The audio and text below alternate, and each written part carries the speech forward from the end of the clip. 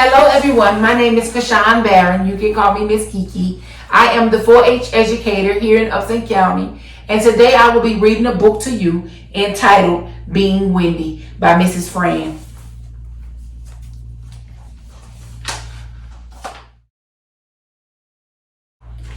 Deep in a valley sits a tiny town of Boxville, and all the people who live there fit very comfortably in the boxes they wear.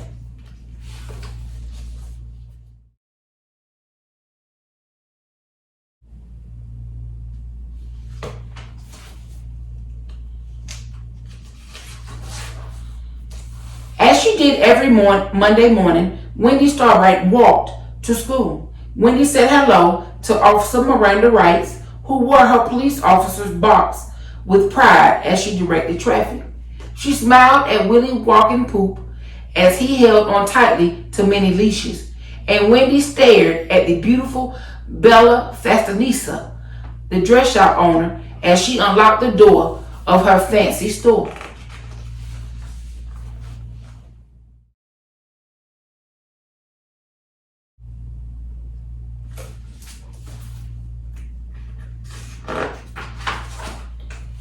At school, Wendy's teacher, named Miss Reading Wright, wrote on the blackboard in perfect penmanship. Wendy looked around the class and saw that all the students were happily wearing the boxes they had chosen. Holt's box said doctor, because she knew she wanted to cure sick people. Joe's box said soldier, because he wanted to protect people. And Candy's box said baker, because she loved sweets.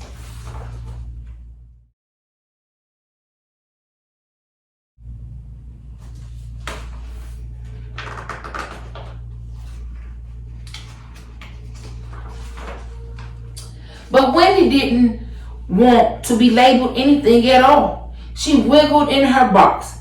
If only she could take it off.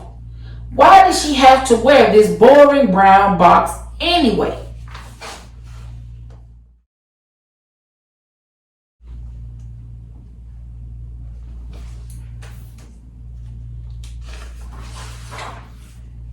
Wendy was full of ideas. She loved to do lots and lots of things.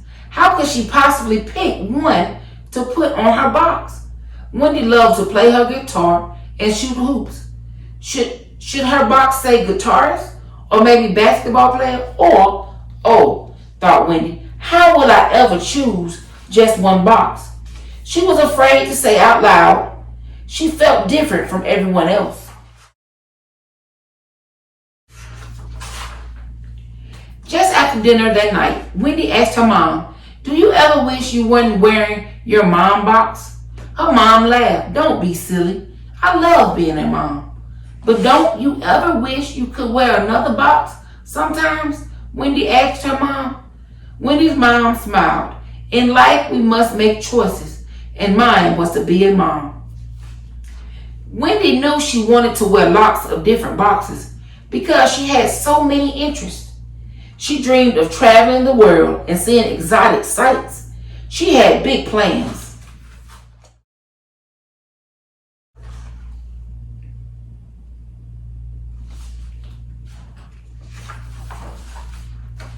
She imagined herself meeting the foreign leaders, working for world peace.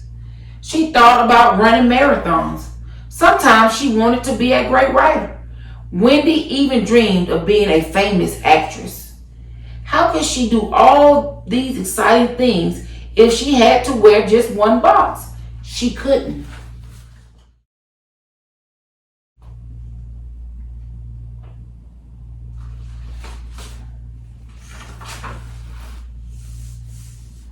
The biggest rule in Boxville was she had to choose a box and stay in it.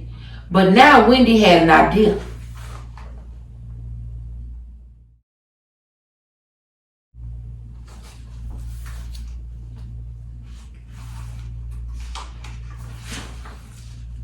On Wednesday morning, Wendy Starbright left her house before her parents could see her, without putting on her box.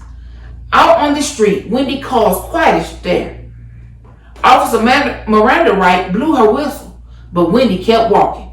Willie Walking Poop's dogs barked and howled, but Wendy kept walking, and Bella Fashionista covered her eyes, but Wendy kept walking.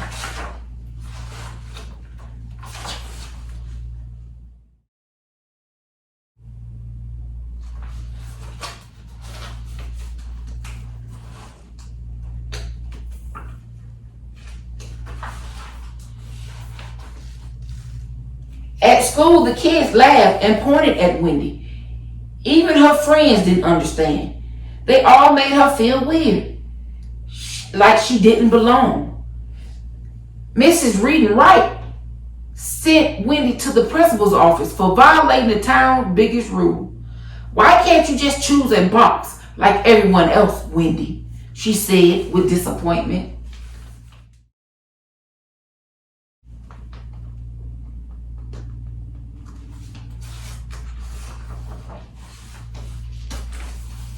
The principal called Wendy's father. As soon as her dad arrived, Wendy burst into tears and ran into his arms.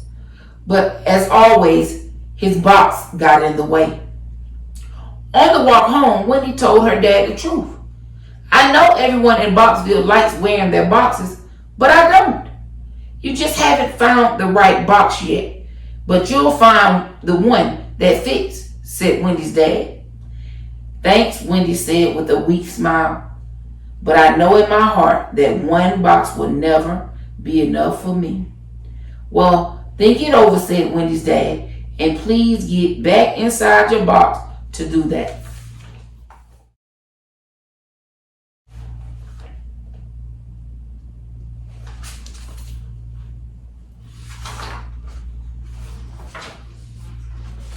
Wendy tried to take her dad's advice, but the more she thought about it, the more she hated thinking inside the box. She would never fit in at school, at home, or in Boxville. Being different was lonely, but she couldn't be any other way. She was different. Wendy ripped off her box once more. She took a deep breath and went downstairs to try to talk with her parents again.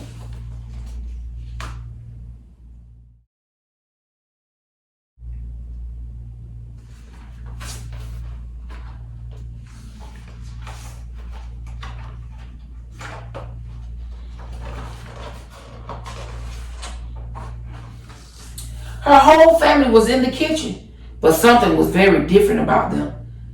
They were out of their boxes. "What's going on?" Wendy asked.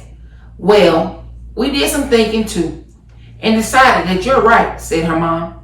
"You're a very special girl, Wendy," her dad said. Her dad. "You're a lot of different talents that makes you you. That's a good thing. You should do anything and everything you want. We all should." Wendy smiled her biggest smile.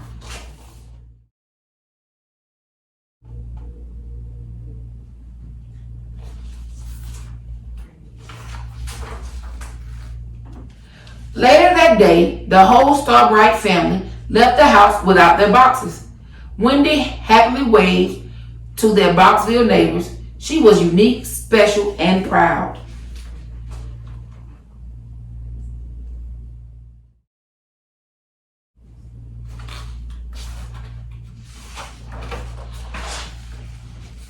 Soon after, the Starbrights packed their stuff into their new empty boxes, loaded up the car, and left Boxville for a new town called Freedom Land.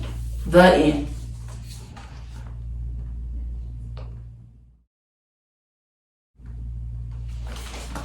Thank you for taking the time to listen to me read you this wonderful book, and I hope you have a wonderful day.